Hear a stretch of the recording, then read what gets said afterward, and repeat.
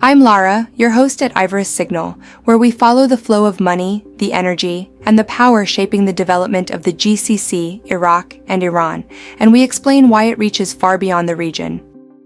The war in the Middle East is winding down, and this week Iran said it was closing the most important oil passage on Earth, the Strait of Hormuz. There was just one problem. The ships didn't stop. Today's story lives in that gap between what Iran said and what the ships actually did. Let's start with the claim. After Israeli strikes in Lebanon, Iran announced it would close the Strait of Hormuz again.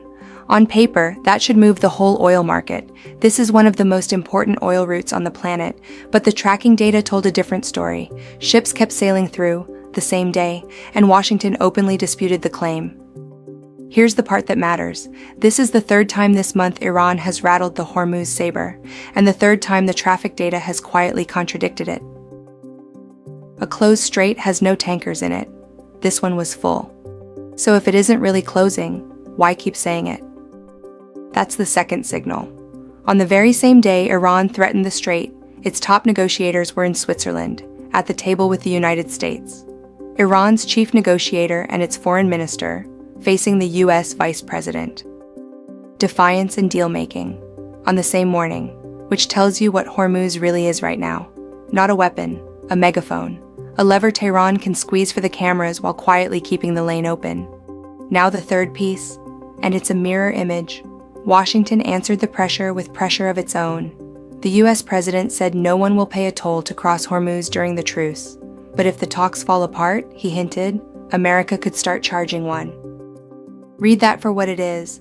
Leverage answering leverage. Not a policy that's coming, a signal.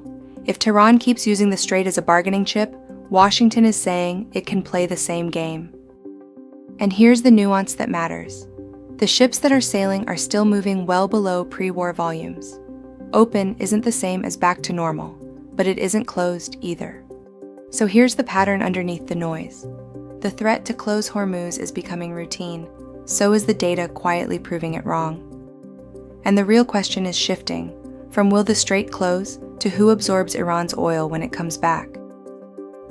When a choke point becomes a talking point, watch the data, not the announcement. This is Ivorous.